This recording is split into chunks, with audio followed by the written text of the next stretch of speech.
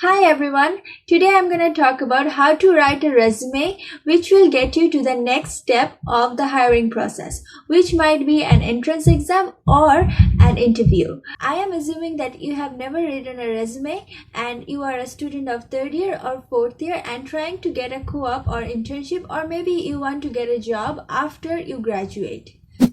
Before we get started, let me introduce myself a little bit so that you know why I think myself to be fit for making this video. I am a third year student majoring in computer science. I got a co-op in our university as a website developer in this pandemic. So definitely all they saw is my resume and selected me for the interview.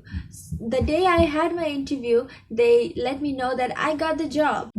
And other than that, I also got a few other positions in different places, but I like this one better. That's why I chose this one. So enough about me, let's get started.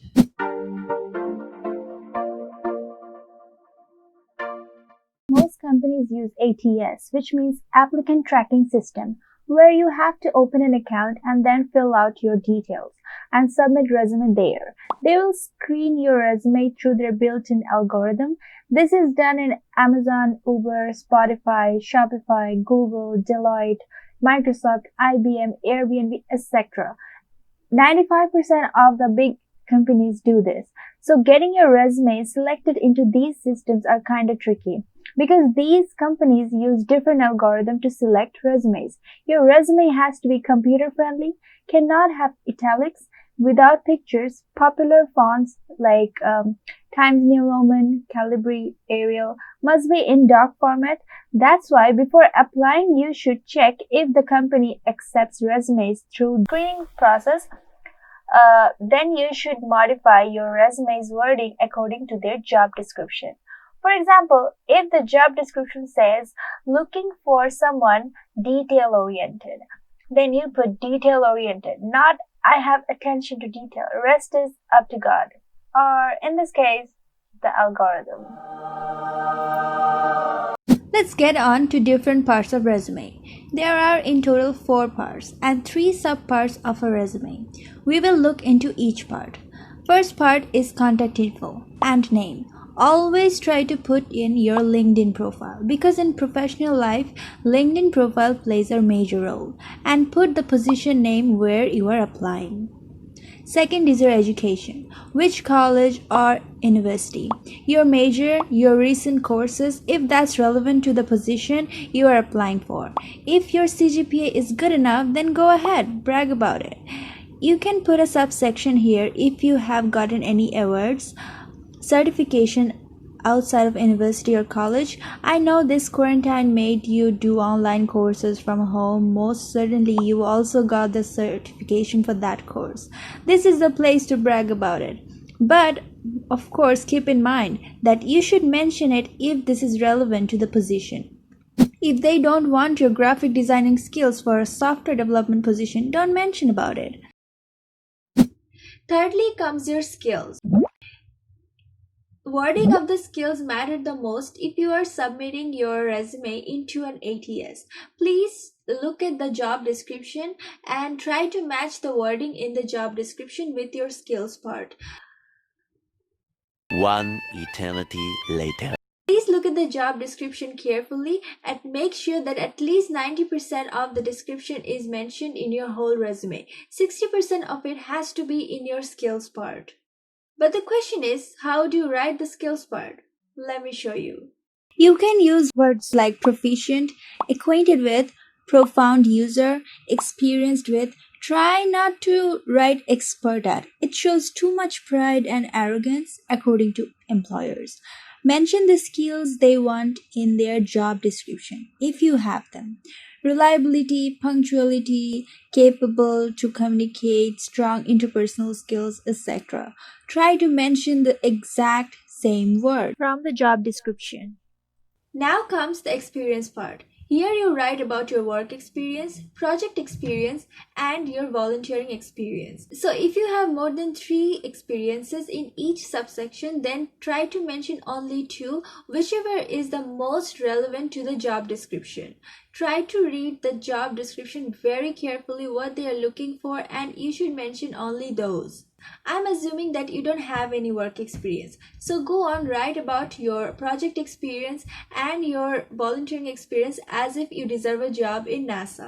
Bye bye. If you have more than one volunteering experience, separate them with dates, position name, and duties. Write in bullet points about your duties and not more than 4 sentences. If you have two, if you have one experience, then write 6 to 7 sentences.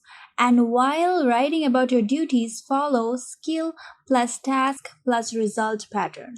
When you are writing about your projects, try to use verbs like researched, constructed, applied, analyzed.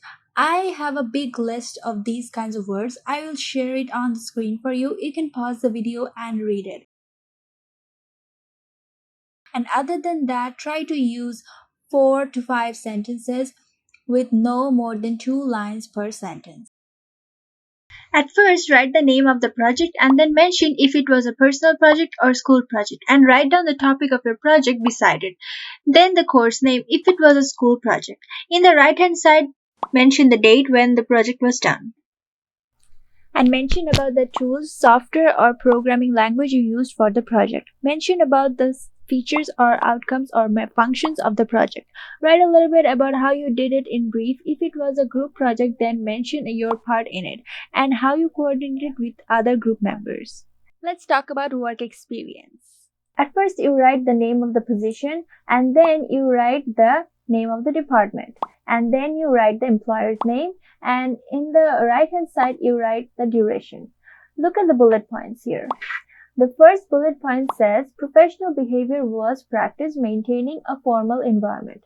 So what do you think? Which one is the skill, which one is the task, and which one is the result? So professional behavior is a skill because you know how to behave professionally, and maintaining a formal environment is the result because by behaving professionally you maintained a formal environment.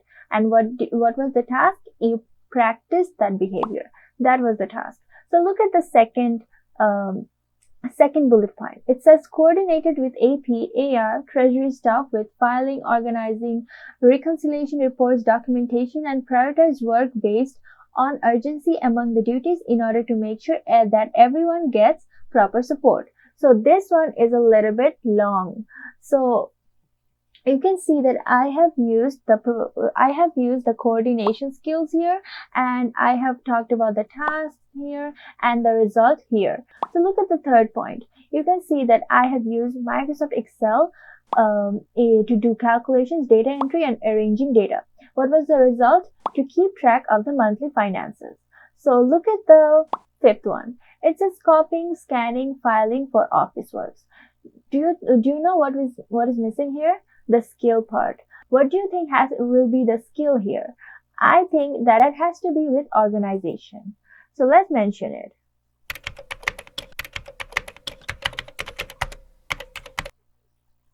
So that's how you use skill, task, and result-based resume. Let's talk about the sequence now. As you saw in my old resume, I wrote my name and contact info at first. Then I wrote my education, then certification, awards, which is optional. Then I mentioned my skills and experiences. For first co-op and internship, they focus more on your projects. But if you have any work experience, surely mention about it. If not, then describe more in your projects. Then mention at most 2 volunteering experiences, not more than that.